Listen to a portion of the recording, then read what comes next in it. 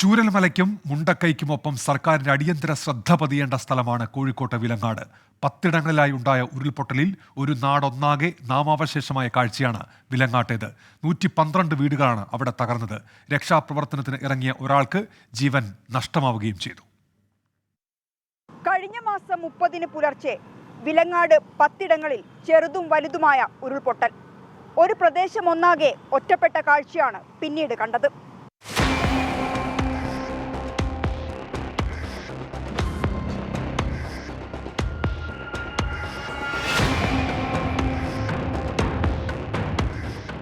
മഞ്ഞച്ചീളി, അടിച്ചിപ്പാറ, മലയങ്ങാട്, പാനോം, വലിയ പാനോം, പന്നിയേരി, മുച്ചങ്കയം, കുറ്റല്ലൂർ തുടങ്ങി 10ഇടങ്ങളിലാണ് ഉരുൾപൊട്ടിയത്. ഉരുൾപൊട്ടലിൽ രക്ഷാപ്രവർത്തനം നടത്തിയ റിട്ടയർഡ് അധ്യാപകൻ മാത്യു എന്ന മത്തായിയെ കാണാതായി. 2 ദിവസത്തിന് ശേഷം അപകടമുണ്ടായ സ്ഥലത്തു നിന്ന് 200 മീറ്റർ അകലെ പുഴയിൽ നിന്ന് ഇദ്ദേഹത്തിന്റെ മൃതദേഹം കണ്ടെത്തുകയായിരുന്നു. കൃത്യസമയത്ത് മുന്നറിയിപ്പ് നൽകിയതിനാൽ കുടുംബങ്ങളെ ക്യാമ്പിലേക്ക് മാറ്റാൻ കഴിഞ്ഞു. 1000-ലധികം പേരാണ് ദുരിതാശ്വാസ ക്യാമ്പുകളിൽ കഴിയുന്നത്. മഴയുടെ ശക്തി കണ്ടു കഴിഞ്ഞപ്പോൾ നമുക്കറിയാം, ഇവിടെ കിടന്നുറങ്ങുന്നവർക്ക് ഈ കല്ലുരുളുന്ന ശബ്ദം കേൾക്കും. മലമോളായതുകൊണ്ട് പുഴവെള്ളം വരുമ്പോഴും കല്ലുരുളിച്ചുണ്ടാവും. അപ്പോൾ അത് കൂടുതലായി വെള്ളം വരുന്ന മഴ ശക്തമാകുമ്പോൾ ആരും ഉറങ്ങിയിട്ടില്ല. ഞങ്ങളൊന്നും ഉറങ്ങിയിട്ടില്ലായിരുന്നു ആ സമയത്തൊന്നും. അപ്പോൾ അങ്ങനെയാണ് പെട്ടെന്ന് ഉരുൾപൊട്ടൽ ഉണ്ടായെന്ന് പേരും അറിയുന്നത്. അറിഞ്ഞുകൊണ്ടാണ് ഉടൻ രക്ഷാപ്രവർത്തനം എന്നുള്ള രൂപത്തിൽ ആളുകളെ മാറ്റാനുള്ള ശ്രമമാണ് ഞങ്ങളെല്ലാം നടത്തിയത്. ചെറുതും വലുതുമായ 18ഓളം പാലങ്ങളാണ് തകർന്നത്. വൈദ്യുതി ബന്ധം പൂർണ്ണമായും തകരാറിലായി. ഒരു നാടൊന്നാകെ ഒറ്റപ്പെട്ടു. 112 വീടുകൾക്ക് നാശനഷ്ടമുണ്ടായി. 59 വീടുകൾ പൂർണ്ണമായും തകർന്നു. വീട്ടിൽ കാരണം എന്ന് വെച്ചാൽ വീട് മാത്രം, വീടിൻ്റെ സ്കെൽട്ടൺ മാത്രമുണ്ട്. അടിവശമില്ല, തറയില്ല, ഒന്നുമില്ല. ഗ്യാസ് ഉണ്ടായിരുന്നു, അലമാര ഉണ്ടായിരുന്നു, ഒരു സാധനം കാണുന്നില്ല, ഒന്നുമില്ല, ബാത്റൂം ഇല്ല, ഒരു സംഭവമില്ല. വീടുണ്ടോ എന്ന് ചോദിച്ചാൽ വീടുണ്ട്. വിലങ്ങാടിനായി പ്രത്യേക പാക്കേജ് പ്രഖ്യാപിക്കണമെന്ന് ഷാഫി പറമ്പിൽ MP ആവശ്യപ്പെട്ടു.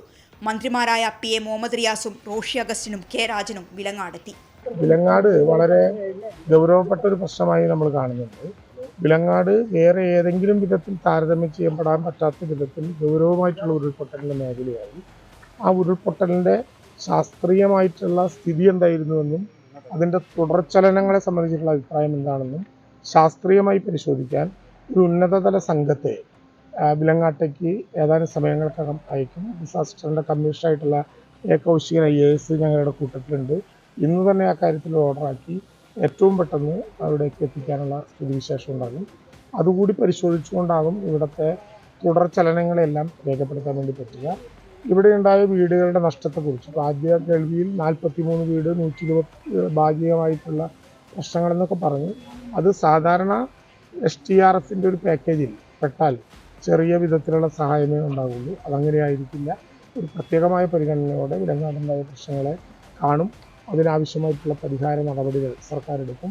അടുത്ത ക്യാബിനറ്റിൽ ഇക്കാര്യം പ്രത്യേകമായിട്ട് ശ്രദ്ധയിൽപ്പെടുത്തും.